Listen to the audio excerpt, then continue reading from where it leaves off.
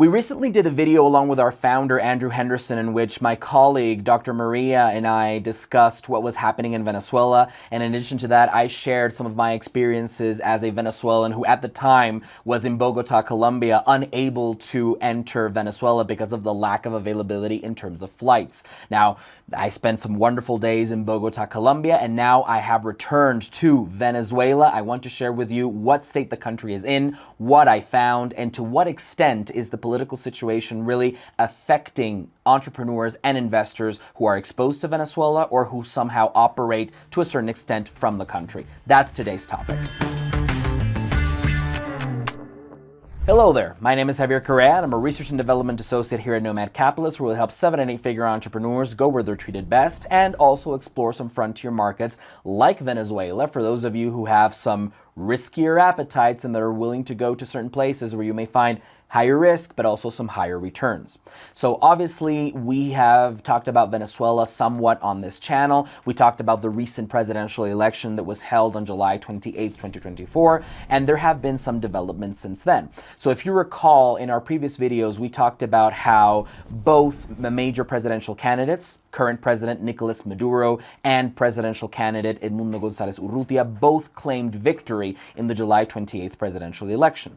Well, since then, there has been some political instability in the country. We can't deny that. However, the Nomad Capitalist is not a political channel, and once again, as I mentioned in my earlier videos, we will not be discussing anything political. We will not be discussing who won or didn't win the elections. We will simply be discussing how the business climate may have been affected by this and to what extent a person doing business, traveling, or banking on a Venezuelan passport has been affected by this situation. So let's do a quick update on the country. So what has happened since our last video? Well, number one, the breaking news element is that presidential candidate Edmundo González Urrutia, the presidential candidate for the political opposition in Venezuela, has left the country. He is currently in the Kingdom of Spain and has requested political asylum, which I believe has been granted to him at this point through an expedited procedure. He was granted essentially safe passage and was able to leave Venezuela without any major development and is currently, as I mentioned before, in the Kingdom of Spain. In addition to that, the Venezuelan Supreme Court heard a case brought forth by President Nicolas Maduro and determined that he is in fact the rightful winner of the Venezuelan presidential election. Now, as I stated before, this is not a political channel. Whether you agree or disagree with the court ruling, that is completely up to you, and that is up to your personal judgment. We are not going to discuss the validity of that judgment today, but it is important for you to take into consideration that there is a firm ruling in Venezuela that does ratify Nicolas Maduro as the winner of the July 28th presidential elections. Now, having said this, let's move on to the business climate and how things are operating in Venezuela at the moment. So obviously, if you're watching CNN, Fox News, the BBC, then what you're seeing on those TV stations is essentially protests, it's a country in turmoil, and that is to some extent true. There have been some protests. Some of them have turned violent. Some people have been arrested. Again, you may agree or disagree with those arrests. That is completely up to you. But the important thing is that we do acknowledge that these protests have taken place. However, does that mean that the banks have stopped working? Does that mean that the Caracas Stock Exchange is closed? Does that mean that the supermarkets are closed for business? Does that mean that schools aren't open or haven't reopened for the fall semester? The answer is no. Business is carrying on as usual. I arrived in Caracas.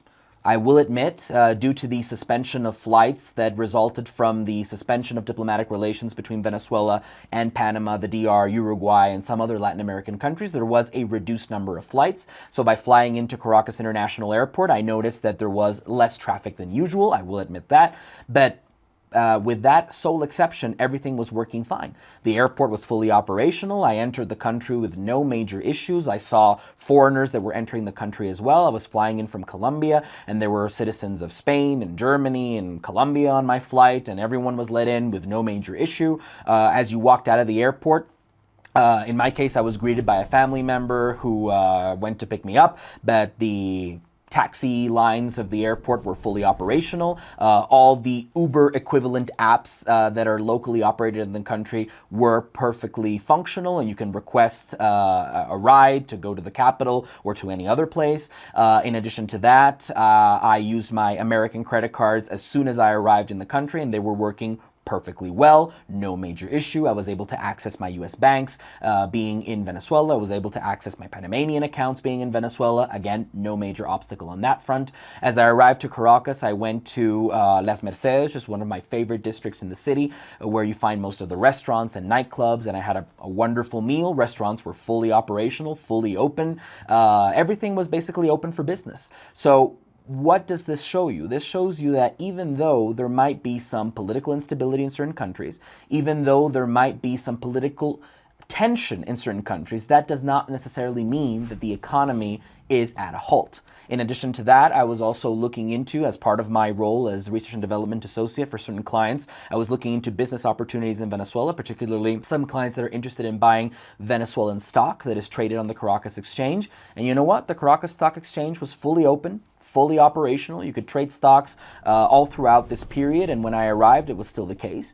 So again, the political, let's say, tension or instability did not affect the ability of somebody doing business through the Caracas Exchange. In addition to that, on a global scale, I still travel around with this. This is a Venezuelan passport. It's my main passport. It's what I use to travel around the world.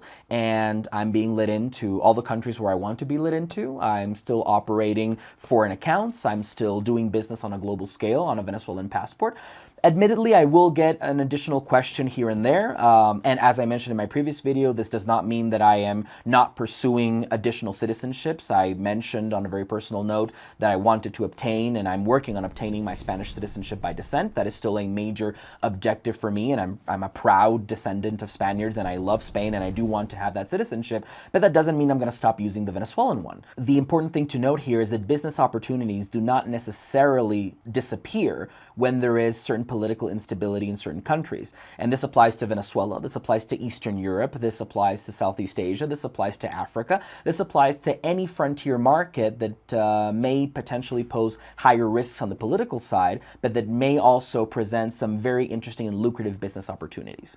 I would also like to mention in this video that, as I stated in earlier statements, Venezuela is moving closer towards a free market economy. It is still at this time by any means not a free market economy. However, the freedom, the economic and business freedom in Venezuela is improving. There are baby steps being taken. It is still not sufficient. The government of Nicolas Maduro, as I mentioned before, has loosened restrictions on capital controls. They have now created a new system to streamline the creation of corporations and to make it easier for new entrepreneurs to start new businesses. They are looking into and have already to some limited extent made it easier for Venezuelan companies to export their products. They have also made it easier to import products from foreign countries. So overall, there is an improvement in economic freedom. The tax policies in Venezuela have not been substantially changed, and especially if you're running foreign businesses, then Venezuela might be advantageous for you from a tax perspective. We have a whole video on that epic tax battle, tax wars between Venezuela and Colombia, where I actually talk about some of the aspects of Venezuelan taxation and how it might be useful for somebody who has offshore companies, and that is very nice. If you're running a business locally, then the tax burden is still pretty high. So those are things definitely that need improving. Obviously, in terms of international travel as an entrepreneur, that is something to take into consideration. I also mentioned in that video that if you're somebody who needs to constantly travel, then maybe being based in Venezuela will make things a bit more difficult because of the lack of international flights or the decrease in the number of international flights.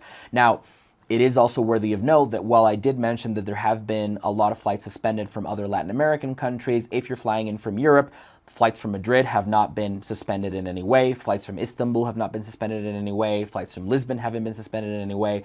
And they've actually increased the number, if I'm not mistaken, of flights available to those destinations. So if you're traveling to and from Venezuela from Europe, it is still very easy to access the country. If you're coming from the US or other Latin American countries, then, you know, ironically, being closer, it'll be more difficult to actually be able to reach the country. So, you know, certain ironies that occur.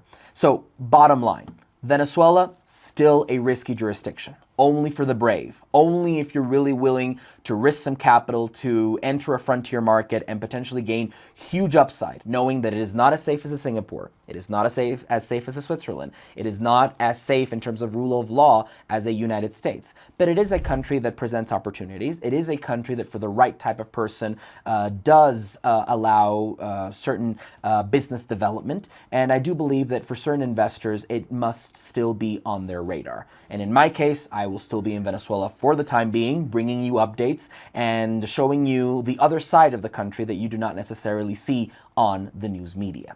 As I always say, the side of Venezuela that I present in these videos essentially applies to 7- and 8-figure entrepreneurs. So before you attack me in the comments, remember, I am acknowledging 99% of the country may be facing other difficulties, but those difficulties will not apply to you if you're a 7- and 8-figure entrepreneur, just as you have similar situations in Southeast Asia or Africa or other Latin American countries. So with all that in mind, thank you for watching the video.